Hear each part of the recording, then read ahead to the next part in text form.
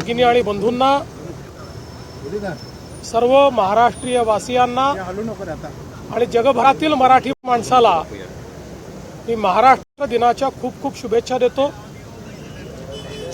छत्रपती शिवरायांच्या पुनीत स्पर्शाने पावन झालेला महाराष्ट्र, स्वराज्य आणि सुराज्य हा संदेश ज्या मातीने दिला तो हा महाराष्ट्र, थोर समाज सुधारकांनी ज्या ठिकाणी सुधारणेचं आंदोलन चालवलं तो हा महाराष्ट्र, भक्ती संप्रदायाच्या माध्यमातून जिथे भक्तीचा एक अखंड मेळा तयार झाला तो हा महाराष्ट्र, आणि अर्थातच 106 हुतात्म्यांच्या बलिदानानंतर तयार झालेला हा महाराष्ट्र, आणि आज जगातली 30वी अर्थव्यवस्था असलेला हा महाराष्ट्र, देशाचं पॉवर हाऊस असलेला हा महाराष्ट्र, देशाचं ग्रोथ इंजिन असलेला हा महाराष्ट्र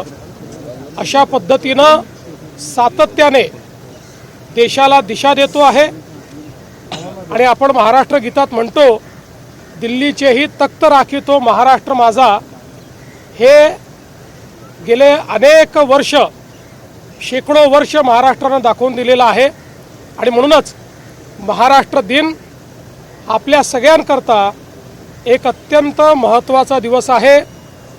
मी पुन्हा एकदा सर्वांना महाराष्ट्र दिनाच्या शुभेच्छा देतो। आज कामगार दिवस देखील आहे।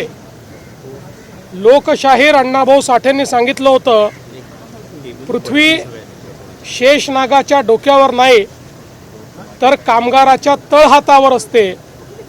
ज्या कामगारांनी या संपूर्ण व्यवस्थेचं निर्माण केलं, या संपूर्ण भारतात, जगात, महाराष्ट्रात आपल्या श्रमानं आपल्याकरता एवढी मोठी संपत्ती निर्माण केली, त्या सर्व कामगारांना मी नमन करतो, त्यांना शुभेच्छा देतो आणि जगभरातल्या कामगारांना देखील कामगार दिनाच्या खूप खूप शुभेच्छा। सर, आज महाराष्ट्र दिन है, इस मौके पर क्या कहना चाहिए, क्या महाराष्ट्र वासियों को संदेश देना चाहिए? मुझे बहुत खुशी है कि महाराष्ट्र दिवस के अवसर पर हम सभी लोग हुतात्मा स्मारक पर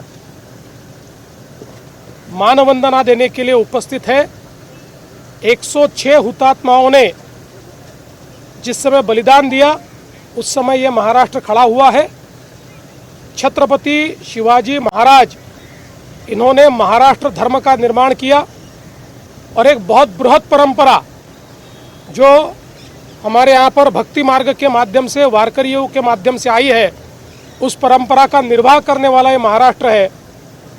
और रिफॉर्मिस्ट, इस प्रकार का जो एक पूरा आंदोलन चला सुधारणावादी, उसका भी नेतृत्व करने वाला महाराष्ट्र है।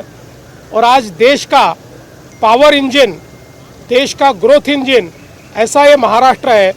इसलिए इस महाराष्ट्र दिन पर पूरे महाराष्ट्र में बसने वाले सभी निवासियों को, बहनों भाइयों को और दुनिया भर में बसने वाले मराठी लोगों को मैं महाराष्ट्र दिन की बहुत बहुत शुभकामनाएं देता हूं।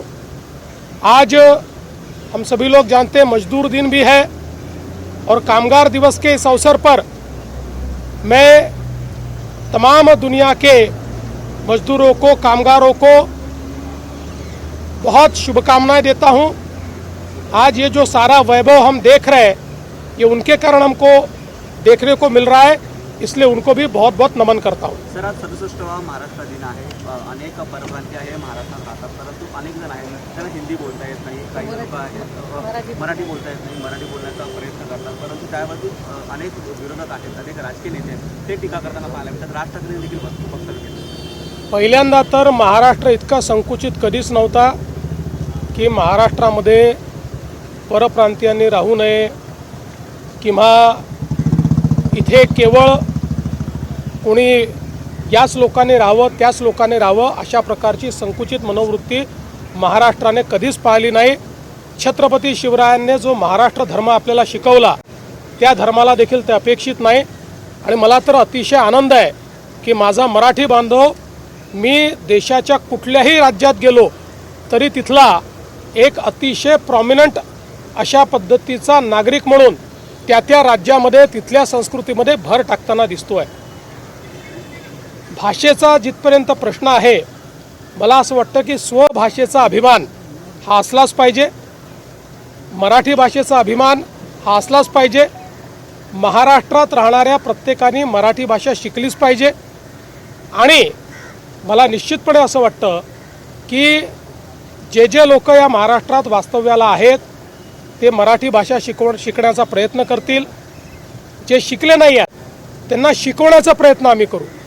पण भाषेच्या आधारावर हिंसा, भाषेवर विवाद, भाषा येत नाही म्हणून कोणाला मारणं हे आम्हाला मान्य नाही. यातला मार्ग हा आहे की आपली भाषा इतकी सुंदर आहे आणि इतकी सोपी आहे, कोणालाही शिकवता येते. त्यामुळे आम्ही हा प्रयत्न करणार आहोत की अशा सगळ्या लोकांना आम्ही भाषा शिकवू. महाराष्ट्र पुढे जातोय, एक पाऊल पुढे टाकताना आज मिसिंग लिंक गेम चेंजर प्रोजेक्टचं उद्घाटन. मला अतिशय आनंद आहे. 2015 साली आम्ही हा निर्णय घेतला होता आणि त्यानंतर अडथळ्यांची शर्यत पार करत आज देशातलं वंडर, ज्याला गिनीज बुक ऑफ वर्ल्ड रेकॉर्डनी वायडेस्ट अंडरग्राऊंड टनेल असा दर्जा दिला, रेकॉर्ड दिला. आणि सर्व प्रकारच्या इंजिनिअरिंग मार्वल्सनी परिपूर्ण अशा पद्धतीनं हा मार्ग या ठिकाणी तयार झाला आहे. आणि आज त्याचं लोकार्पण झाल्यानंतर मुंबई पुणे रोडवरचं कंजेशन हे पूर्णपणे संपेल.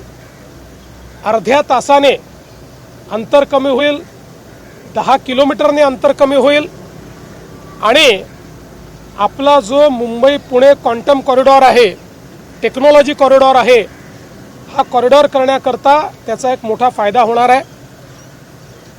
मला असं वाटतं की आजचा दिवस हा अतिशय महत्त्वाचा आहे. महाराष्ट्र दिनी महाराष्ट्राने वर्ल्ड रेकॉर्ड करणं हा देखील एक अत्यंत महत्त्वाचा विषय है। सर, महाराष्ट्र दिन के ऊपर जो है मिसिंग लिंक जो है वो आज उसका इनॉग्रेशन होने जा रहा है। किससे देते कितना इफेक्टिव होगा, कितने ज़्यादा ट्रैफिक कंजेक्शन इससे कम होगा sir Mumbai Pune express highway का? मुंबई पुणे एक्सप्रेस हाईवे पे जहां सबसे ज़्यादा जाम होता था वो घाट सेक्शन, वहां पर ये लिंक तैयार की गई है, जिसमें केबल स्टेट ब्रिज है, जिसमें अंडरग्राउंड टनल है, और हम लेक के नीचे से भी उसके उस पूरे प्रोसेस में गए हैं।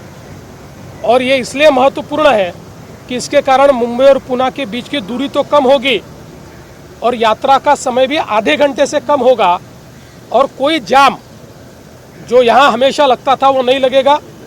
एक प्रकार से मुंबई पुणे ये टेक्नोलॉजी कॉरिडोर, क्वांटम कॉरिडोर, इस प्रकार से जो हम विकसित करना चाहते हैं उसकी नींव इस प्रोजेक्ट के माध्यम से हमने रखी है। 2015 में हमने इसको मान्यता दी थी और अब ये पूरा हुआ है। राजेश